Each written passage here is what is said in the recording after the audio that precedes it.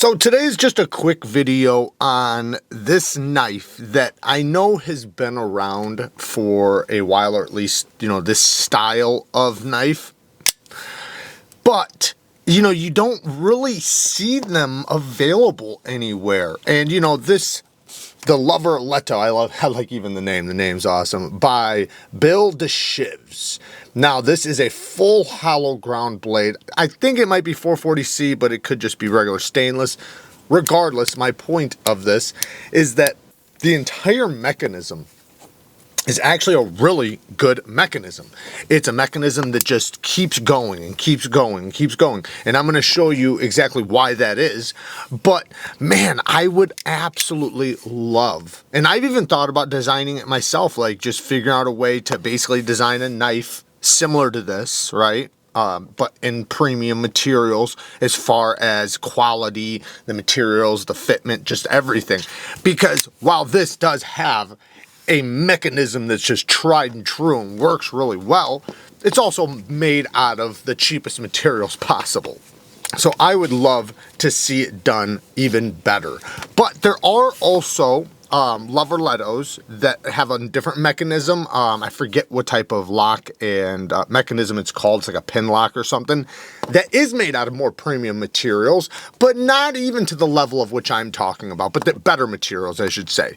Now, that doesn't mean the fitment is any better, just the materials. So I would love to see it done with even better materials, fitment, everything, tolerances, so on. Now, why is this mechanism so damn good? Well, basically, if you look inside here, let me grab a flashlight. If you look inside here, you'll see there's just like this bar. See that bar? And that bar is just wedged behind that plate right there. So that's the spring that shoots this thing open. It's a very strong spring, and if you ever have any issues with it, you can bend it and make it stronger. Like right now, I can literally make it stronger or weaker if I wanted to. I wouldn't want to because this thing is super strong. It comes with a very strong spring, and it seems like they never get weaker and weaker. And say if they do over time, for whatever reason, you can always bend it back. Very easily too. And because it's the type of bar it is, it's a lot less likely it's going to snap or break because it is not only a very tough bar, but it's thick, it's robust, and it's not bent far, so it's not like there's any cracking or anything that can happen. The bar is just barely bent, just enough to create a nice strong spring. So what happens is when I push this button, you probably didn't see it, I should point that out, there's a little pin that comes out right here. Let's see if we can get it. Turn this thing up a little bit.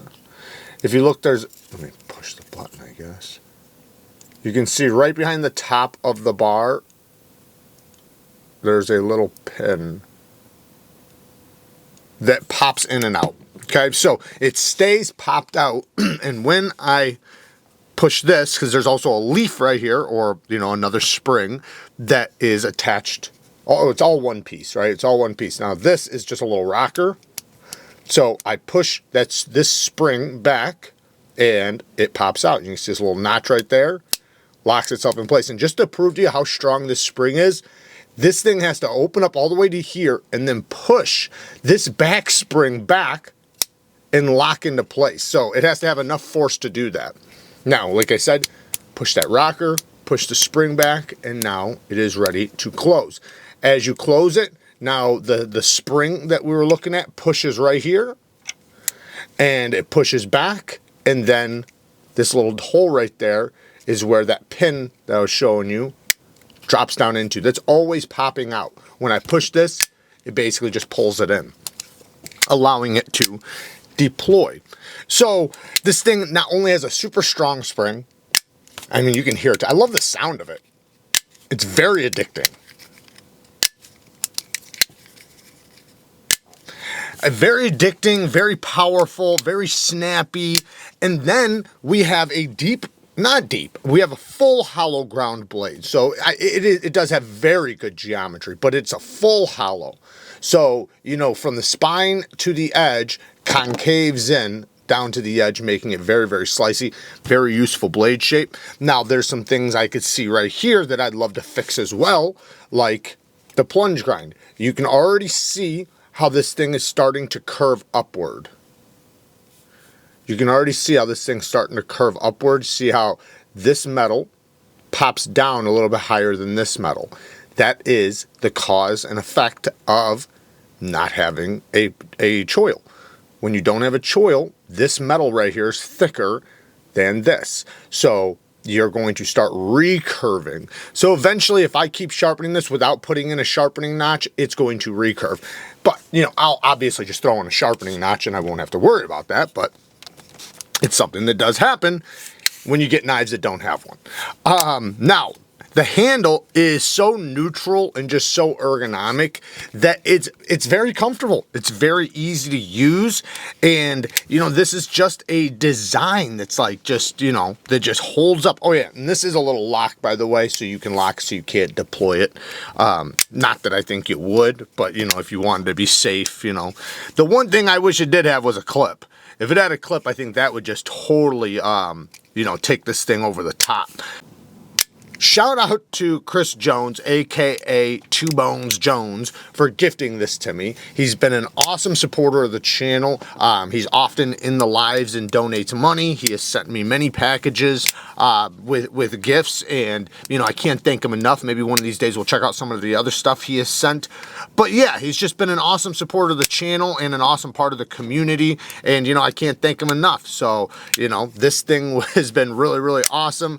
And some of the other stuff he has sent me too. So, like I said, you know, maybe we'll check some of that stuff out one of these days. But yeah, shout out to Two Bones Jones. There's so many different styles and even like different, you know, the way the mechanisms work. But this particular one, man, I would love to get this. So here's my thoughts, right? And I have no doubt that a company is not going to sweep in and wind up stealing my idea. But maybe I'll figure something out and see if I can't put something into the works with one of these companies. I don't even know if I'd be allowed to be honest. But this is what I would love to see. Obviously a premium blade steel, right? Let's just throw that out there. We already know that. The handle, I would love to see this part be something like carbon fiber, cross-cut carbon fiber, or even just full titanium, maybe even a fat carbon fiber, maybe even a little bit of both, you know, titanium and fat carbon fiber. But then the back spring right here, obviously I would like to see that be titanium, but if it's going to be stronger and better to be steel, then that's fine. Make it steel.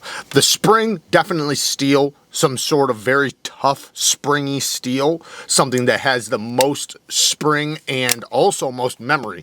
Now, titanium has a better memory than most steel, but I do think that there's going to be some certain steels that have a little bit better memory and then more toughness than titanium. But most